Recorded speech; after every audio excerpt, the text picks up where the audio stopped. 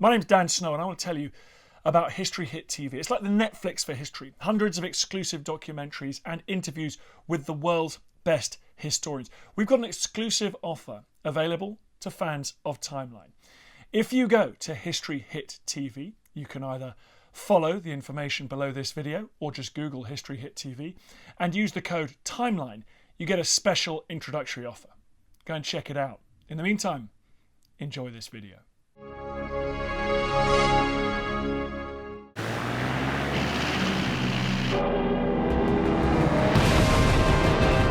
It starts with an horrific surprise attack, then spreads like a tidal wave across vast stretches of ocean. Before it's over, the conflict in the Pacific launches an entirely new form of naval warfare and sends brave men into battle over crippling terrain. This is the epic story of terrifying fanaticism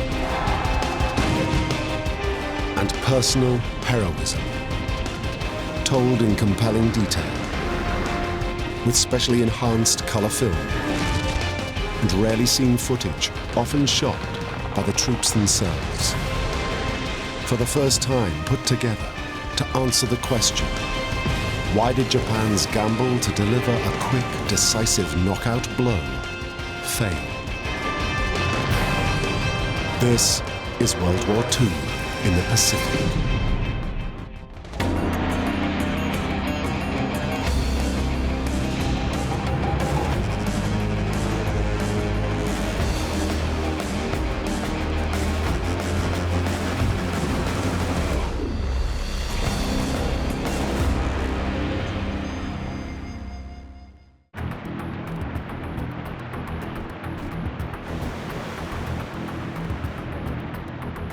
November 26th, 1941. North of Japan's Kuril Islands, a huge Japanese fleet sets off on a secret mission across the Pacific.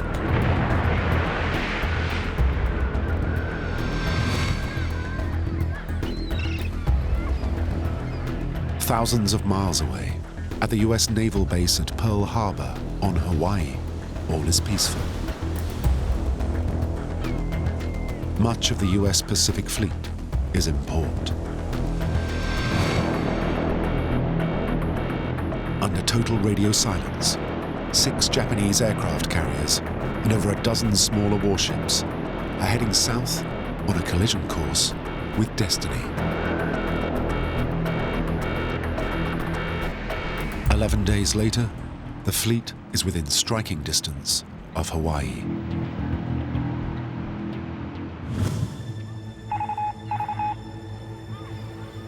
At Pearl Harbor, American troops are waking up to another beautiful day.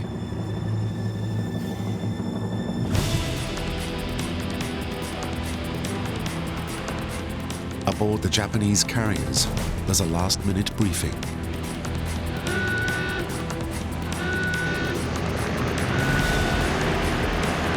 Then a wave of over 180 warplanes takes off. An hour later, they're over Pearl Harbor.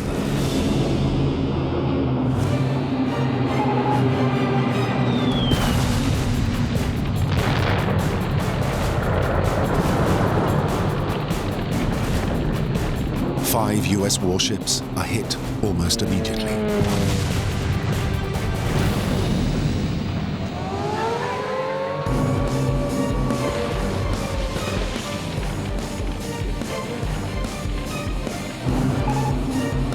Within an hour, 2 US battleships are sinking, 2 capsize, and 2 more are badly damaged. US aircraft lined up on the island's airstrips are also hit.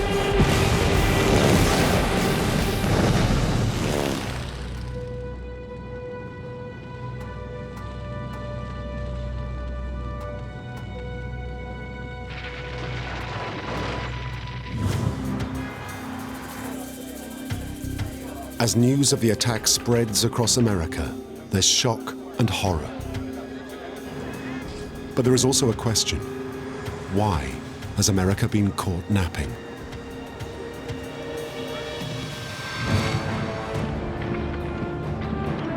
The answer? Until recently, Japan and America have been friends. But with the Great Depression, Japan catches the same disease as Europe, crazed nationalism. In Germany, Hitler grabs world attention as he seizes power.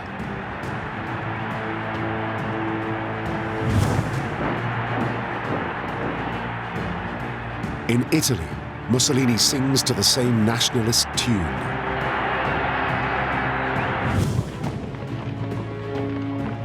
Now in Japan, a new militaristic regime vows to restore the country's greatness through force.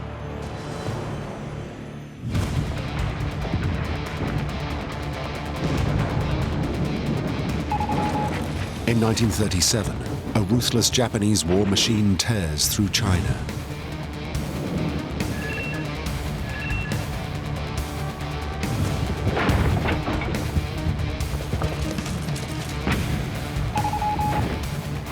Three years later, they expand their brutal actions with the invasion of the former French colonies of Cambodia, Vietnam, and Laos.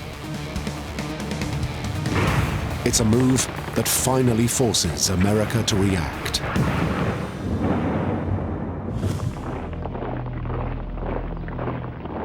In the summer of 1941, the US freezes Japan's overseas financial assets and imposes an oil embargo. It hits Japan hard. The country receives 80% of its oil from America. Japanese diplomats travel to Washington to negotiate. Relations between the two countries are tense, but nobody in the US is expecting war.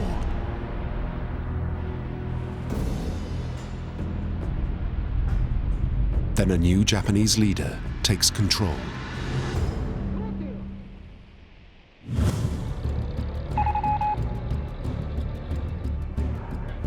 Hideki Tojo is an ambitious general and a fanatical nationalist. In the spring of 1941, 2.5 months after the US oil embargo, Tojo is appointed prime minister. His dream is a Japanese empire spanning Asia.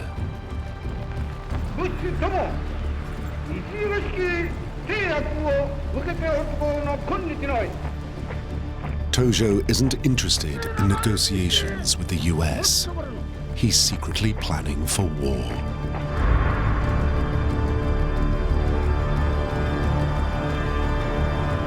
He calculates that if he can knock out America's Pacific Fleet with a sudden, swift blow, US opposition will simply collapse. In early December 1941, the US War Department intercepts warnings of an imminent Japanese attack. But when it comes on the morning of December the 7th, American troops are caught completely by surprise.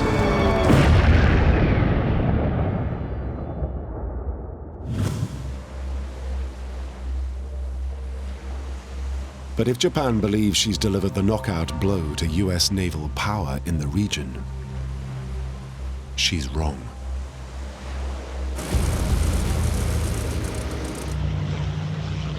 On the morning of the bombing raid, the three most important ships in the Pacific Fleet, its aircraft carriers, are not in port. Missing them turns out to be a major Japanese mistake. Yet in the immediate aftermath of Pearl Harbour, America will be caught napping again and again.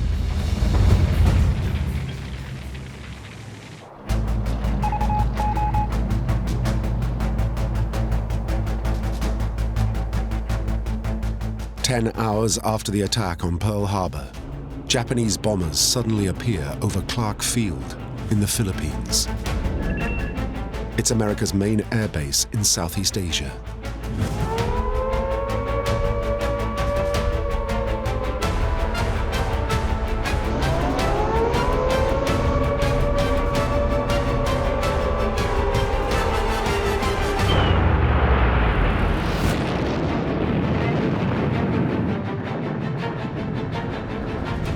It's followed by a second attack by Japanese Zero fighters.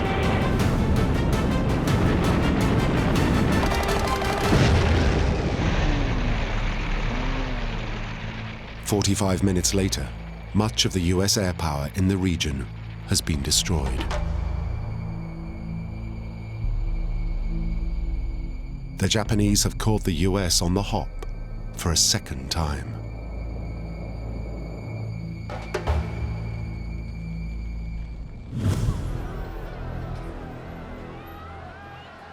In America, shock turns to outrage.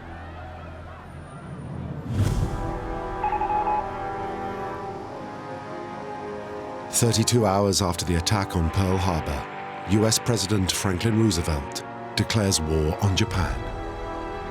Since the unprovoked and dastardly attack by Japan, a state of war has existed between the United States and the Japanese Empire.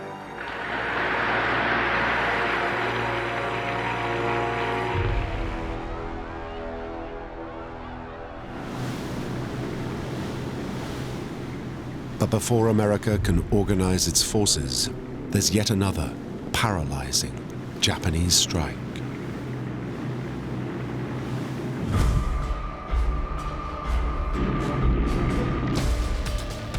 Within days of the air attack on the Philippines, thousands of Japanese ground forces swarm ashore.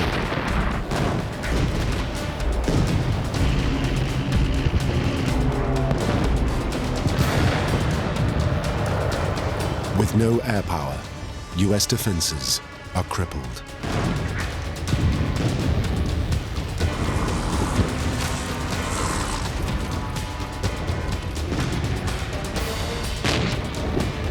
In a series of swift, ruthless assaults, the Japanese fan out across the country.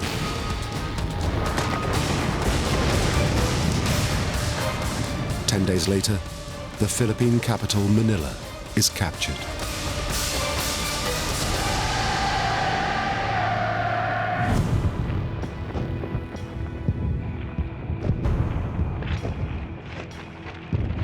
For the US commander in the region, it's a humiliation.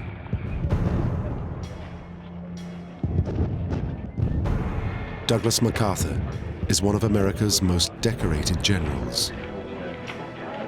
But outnumbered and outgunned, there's nothing he can do.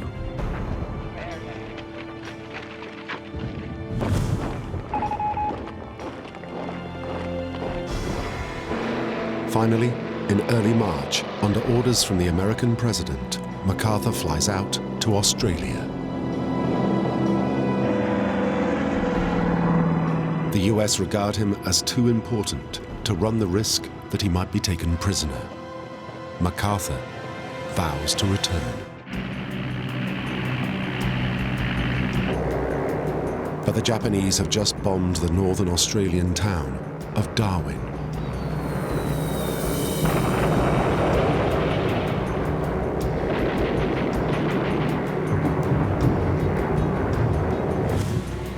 It's an important Allied base in the Pacific. 8 ships have been sunk in the city's port, and a further 10 seriously damaged.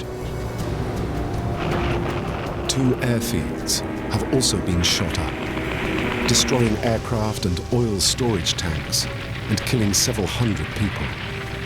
The raid has caused chaos to Allied supply lines. There are fears it may be followed by a Japanese invasion. MacArthur is swept up in the defense of the country.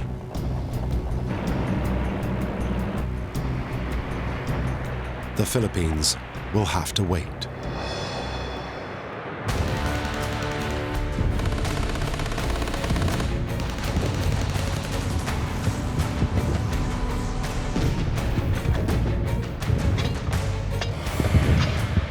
An isolated and desperate group of Americans are left on the rocky Bataan Peninsula. They dig in and wait for help. nothing comes. "We are the battling bastards of Bataan," they proclaim bitterly. No Papa, no Mama, no Uncle Sam.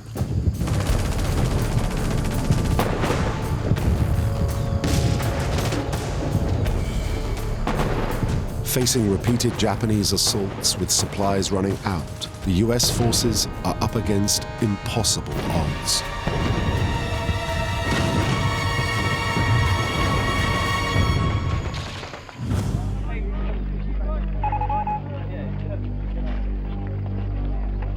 After 4 months of savage fighting, 70,000 US troops and their Filipino allies surrender.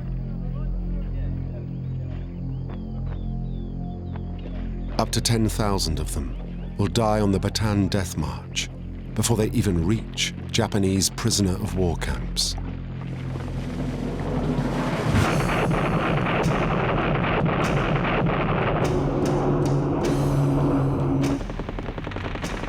Throughout early 1942, the US and her allies suffer a series of massive defeats across the Pacific. Japanese troops occupy the British colony of Malaya. They spread out across the country. A month later, they overrun the capital, Kuala Lumpur.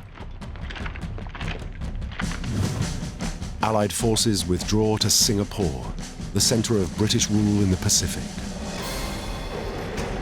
The British believe they've turned the island into an impregnable fortress. But all the guns point south, out to sea. The Japanese are approaching from the north.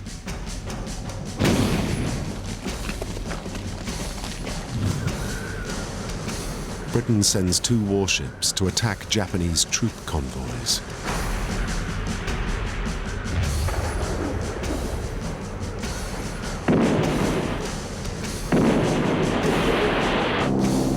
They're met by Japanese bombers. Both ships are sunk in less than 2 hours. Almost 1,000 of their crew are lost. The British defenses in Singapore are soon reduced to chaos.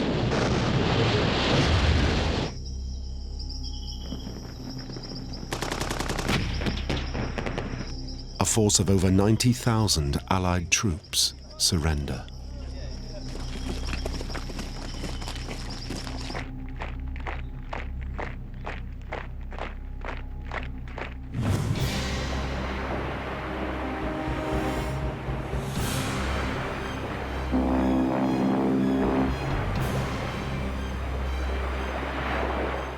Almost simultaneously, the British garrison in Hong Kong is invaded.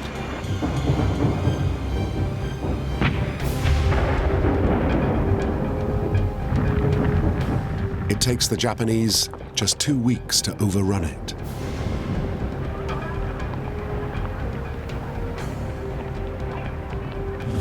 Hong Kong is followed by Burma. The country's defenses have been neglected. Within 2 months, the Japanese have seized the capital, Rangoon. 8 weeks later, Japan controls the whole country. Across the Pacific, the dominoes are falling. It's time for America and her allies to fight back. The big question, how?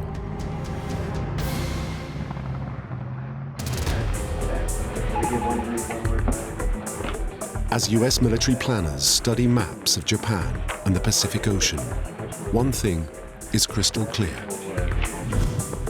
Japan is protected by an enormously powerful navy.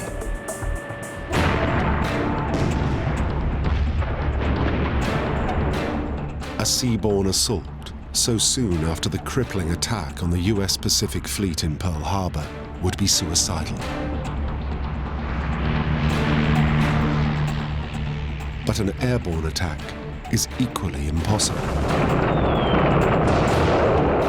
The nearest US base had been in the Philippines.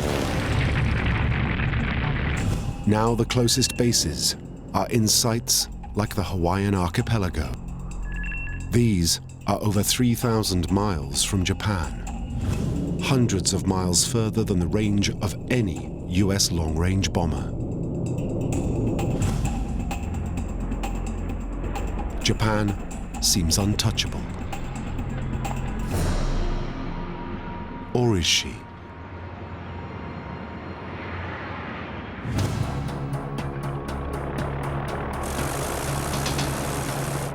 For weeks, a hand-picked group of pilots and their aircraft have been undergoing special training at the Eglin Air Base in Florida.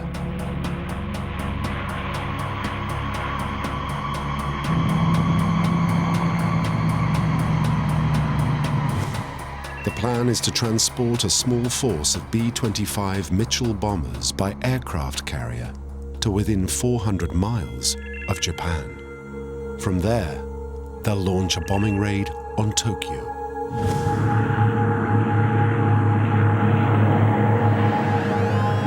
The Mitchell is a compromise. It's neither the longest range nor most powerful US bomber.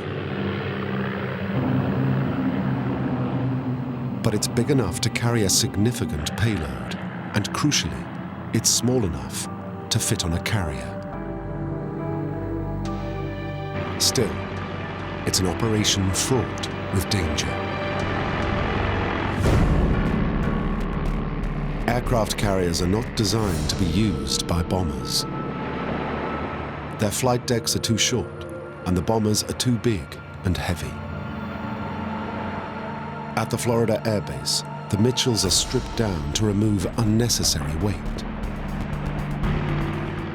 They're fitted with extra fuel tanks to increase their range. The pilots are put through an exhaustive and costly training program.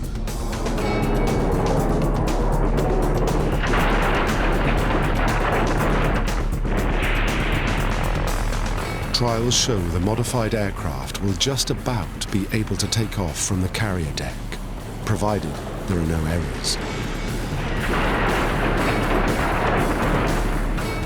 But there's a bigger problem.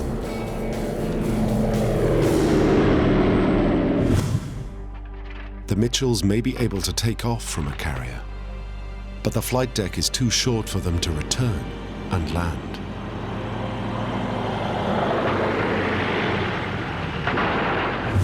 The only hope of getting back safely is to fly on to hastily improvised air bases along the Chinese coast. Even then, the Mitchells will be flying at the very limit of their range,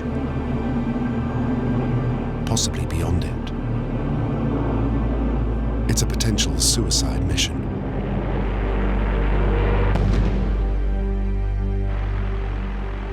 It needs someone special to command it.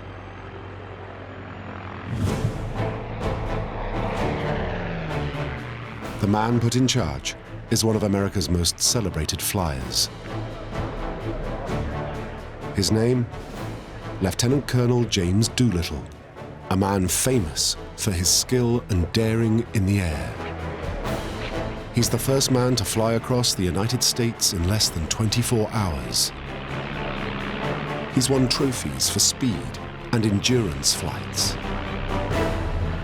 He's the first man to take off, fly and land an aircraft using only instruments to guide him.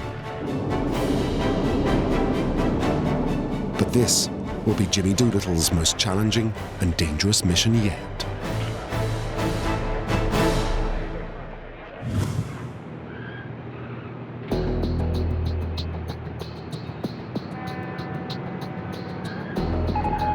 Four months after the devastating attack at Pearl Harbour, America is finally ready to strike back.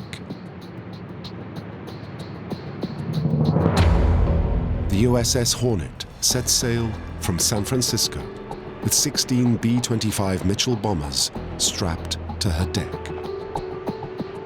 They're too big to be stored below.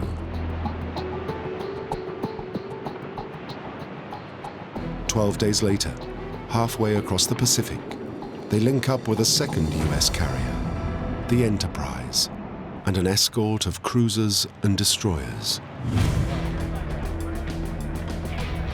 On April the 17th, there's a small ceremony aboard Hornet.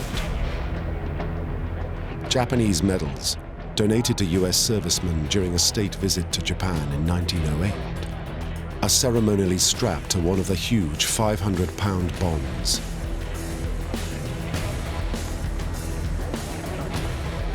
The bombs are also daubed with slogans. One says, "You'll get a bang out of this." And another, "I don't want to set the world on fire, just Tokyo."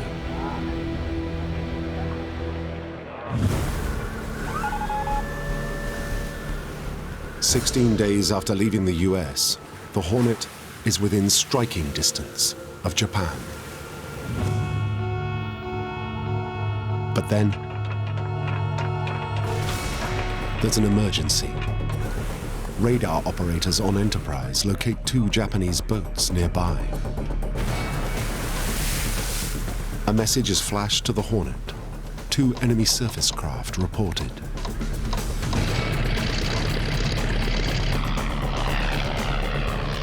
The Enterprise sends up reconnaissance aircraft to check on them.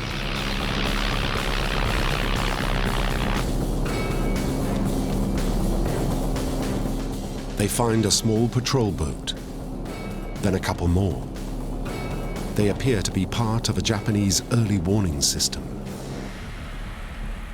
The US warships open fire.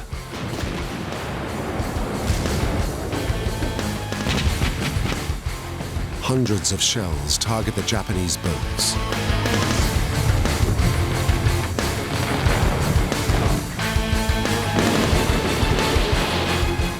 One sinks.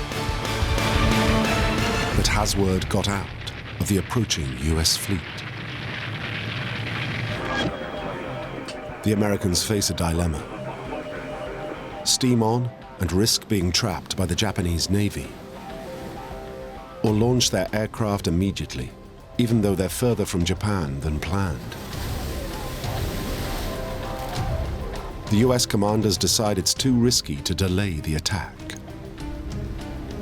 But it will mean Doolittle and his men, already flying at the limit of their range, will now have to fly even further. At 8 a.m., a message is flashed to Hornet. Launch planes. To Colonel Doolittle and gallant command, good luck and God bless you.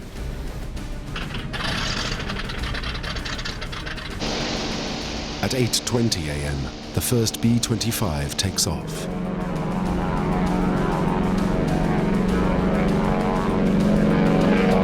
Huge waves turn the carrier deck into a seesaw. The other aircraft follow at brief intervals. A man at the end of the deck watches the dips so the aircraft can take off on a rising deck.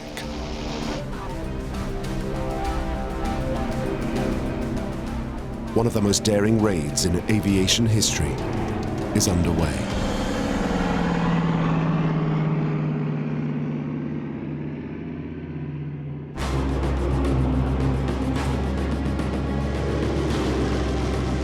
Four hours later, the Doolittle Raiders are over Tokyo.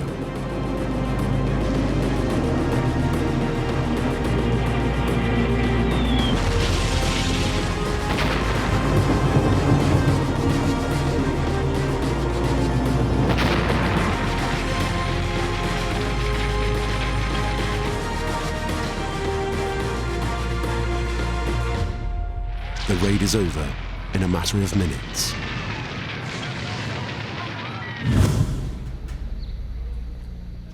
Though the physical damage is minimal, the emotional damage to the Japanese people is profound. They've long believed their homeland to be invulnerable. Doolittle and his raiders prove it's not.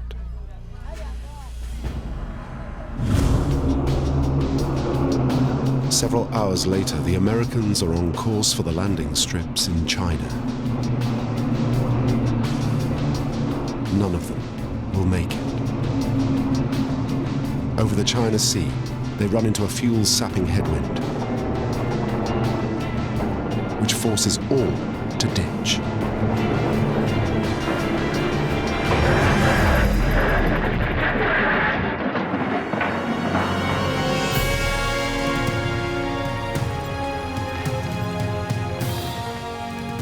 All but 7 of the 80 raiders will eventually make it home to safety, many helped by the local Chinese population.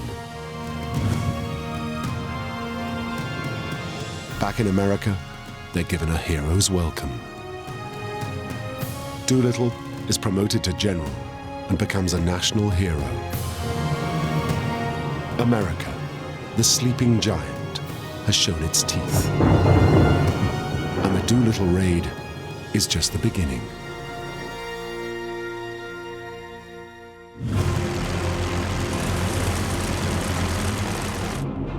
What the raid shows is that the Japanese gamble at Pearl Harbour has failed. America is finally ready to unleash a whole new form of naval warfare. One that will transform the war in the Pacific entirely.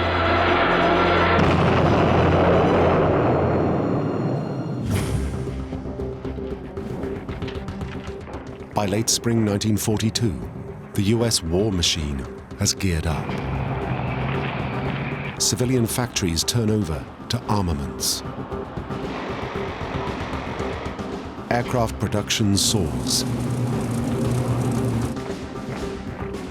Typewriter factories are converted to rifle production. And there's a dash to build aircraft carriers.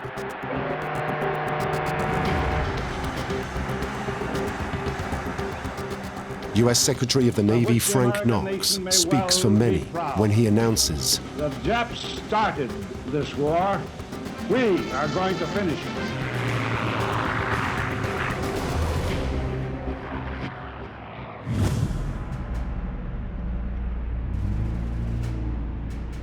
Tokyo's response to the April 1942 Doolittle raid is typically swift and thorough. Hideki Tojo, the Japanese Prime Minister, orders military planners to build a defensive ring of land bases around Japan's empire. The idea? To secure Japan's vital supplies of natural resources like oil.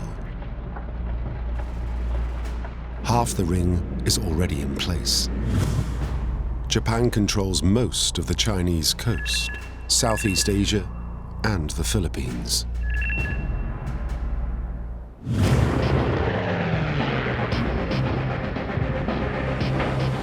In early May 1942, to fill the gaps, she grabs the Solomon Islands.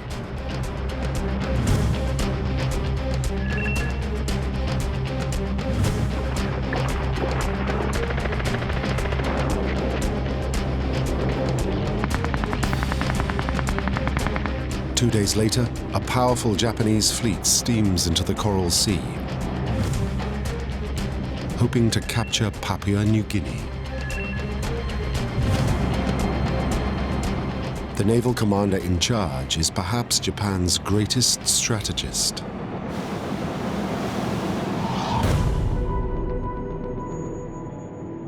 Admiral Isoroku Yamamoto was the mastermind behind the attack on Pearl Harbor. He's Harvard-educated. He understands America.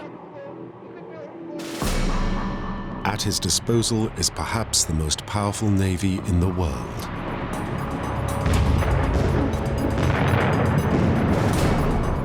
It includes 3 aircraft carriers, 9 cruisers, 15 destroyers, and dozens of support vessels.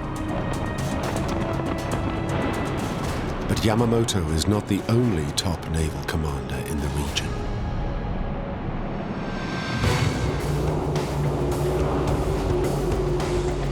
Facing him across the Coral Sea is one of America's finest admirals. Chester Nimitz is Commander-in-Chief of the US Navy in the region. Nimitz fought in World War I and is recognized as a brilliant tactician. He also leads a large fleet.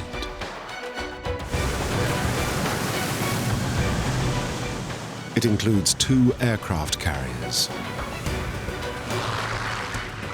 and an assortment of cruisers and destroyers. Some miraculously escaped the devastation at Pearl Harbour. Others have been rapidly patched up.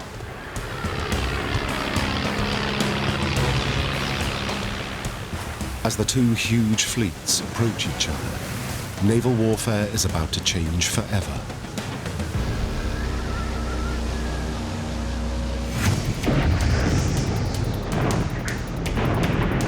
Traditional naval warfare has been a gun battle between warships, a clash of artillery at sea. It's almost always involved visual contact. But the centerpiece of the new fleets are aircraft carriers. They're armed with fighters and fighter bombers. It changes everything. Guns are purely defensive. Opposing carriers can be hundreds of miles apart. Fighting is done in the air. The new emphasis is on intelligence and logistics gathering. Finding out where the enemy is and getting your aircraft in the air before he can.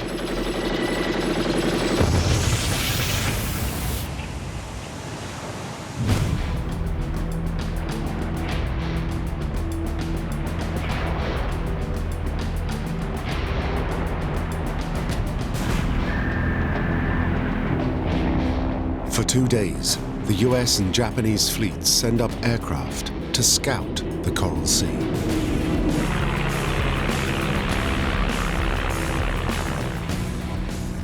Neither knows what's out there or where the enemy is.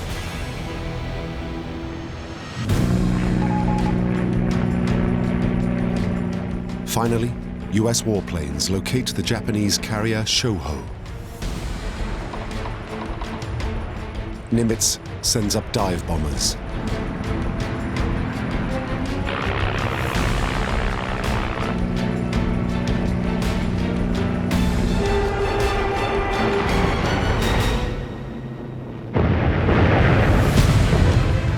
£13,000 bombs demolish the Shoho's flight deck, exploding inside her hangars.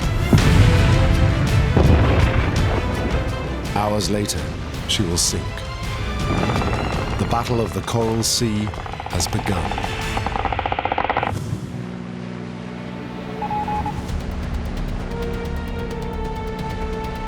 The following day, Yamamoto strikes back.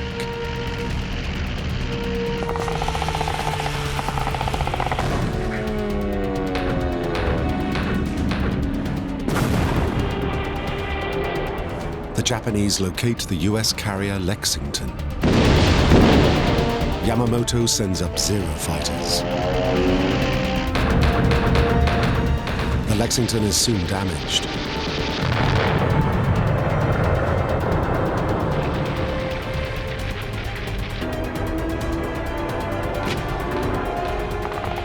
Her smaller sister carrier, the Yorktown, is also hit. A bomb penetrates 4 decks before exploding. 37 men are killed.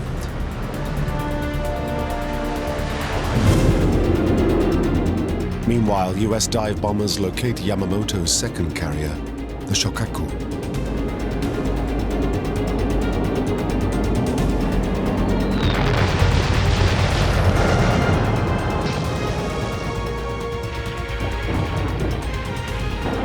Her deck is so badly damaged, she can no longer be used by aircraft.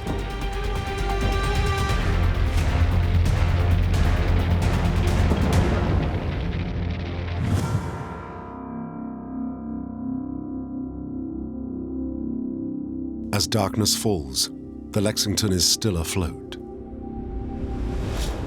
but there's been an undetected fuel leak. Suddenly, she erupts.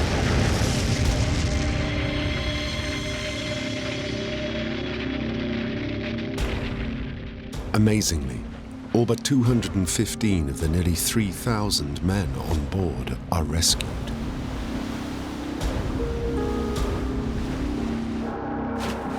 Later that evening, she's scuttled by an American torpedo.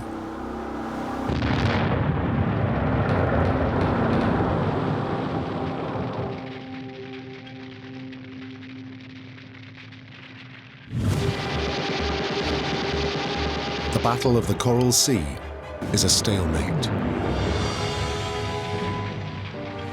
But for the first time, the US has taken on the powerful Japanese Navy and equaled it. The myth of Japanese invincibility is broken. It's time for America to drive home its advantage. And it's got just the weapon to do it.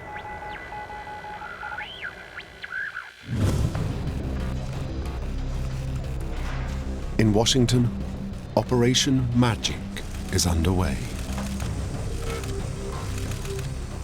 A top-secret team of US codebreakers has successfully cracked the Japanese military codes.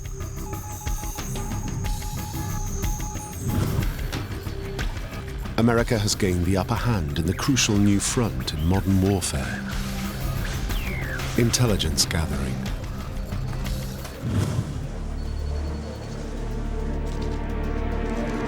In late May, Magic reports Japanese plans for a surprise attack on target AF.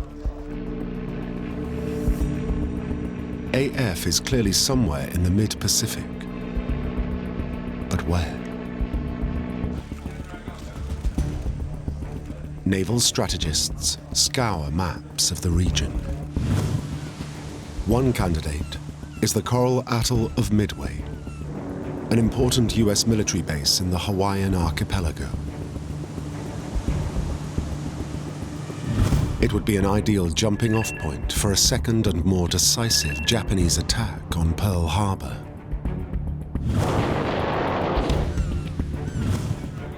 To confirm their hunch, the US codebreakers set a trap. The American base on Midway is instructed to send an uncoded message reporting problems with its water desalination system.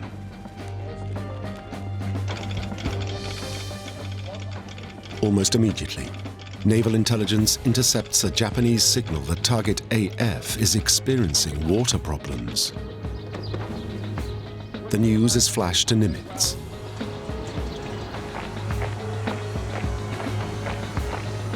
He now knows exactly where the Japanese will strike next.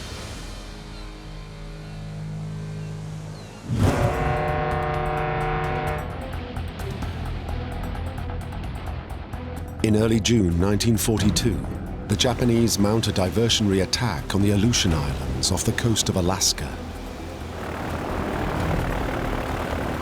The idea? To draw the US Pacific Fleet thousands of miles north, leaving the way clear to seize Midway in the south.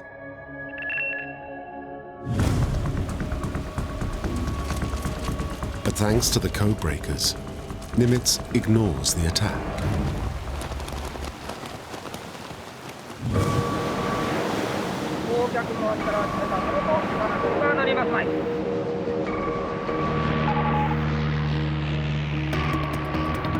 The following day, Japanese carriers launch an attack on their real target, Midway.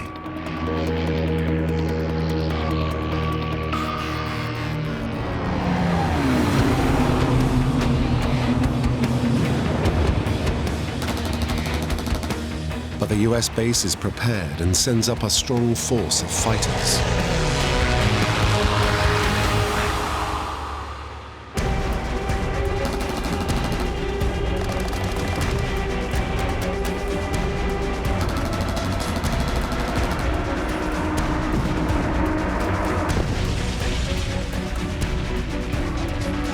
It's not what the Japanese commander, Admiral Chichuchi Nagumo, is expecting.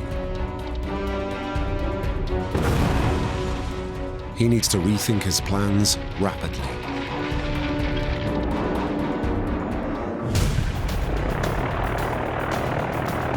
Nagumo has kept a number of aircraft in reserve, loaded with bombs and torpedoes designed to attack ships. It's a precaution in case the US Navy shows up unexpectedly.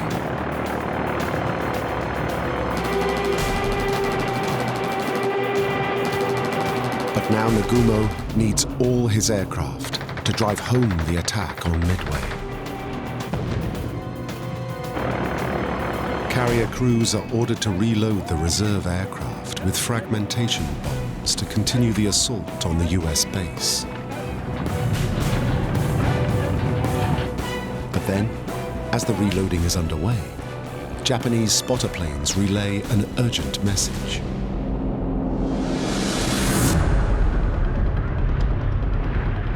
Three huge US aircraft carriers backed by warships are bearing down on them.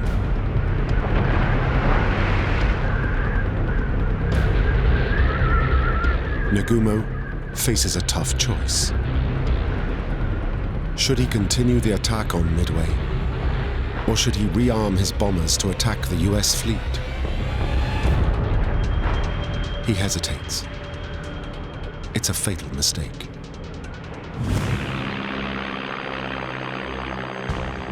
The US carriers launch dive bombers. With many aircraft still in the process of loading, the Japanese are sitting ducks.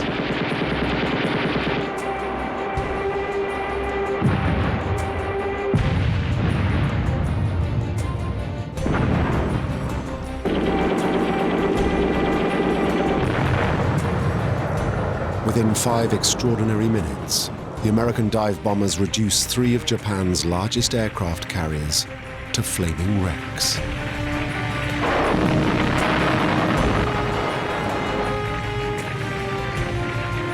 All will later sink.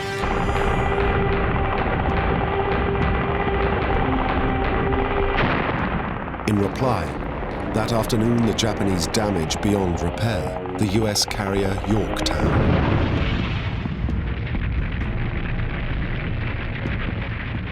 She too will sink.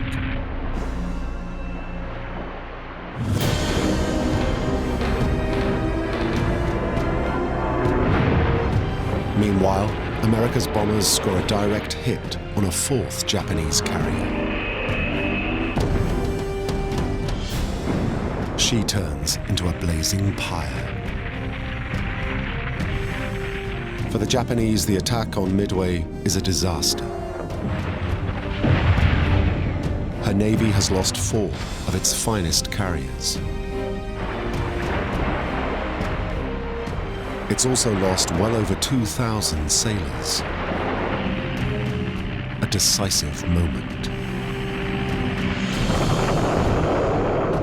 Months earlier, Japan had gambled all to push America out of the Pacific with a swift, decisive blow against the US Navy. The gamble has failed. The US now rules the waves. But the war in the Pacific is far from over. Japan is still undefeated on land and a powerful, threatening force in the air. The next few years of war will be devastating and deadly for both sides.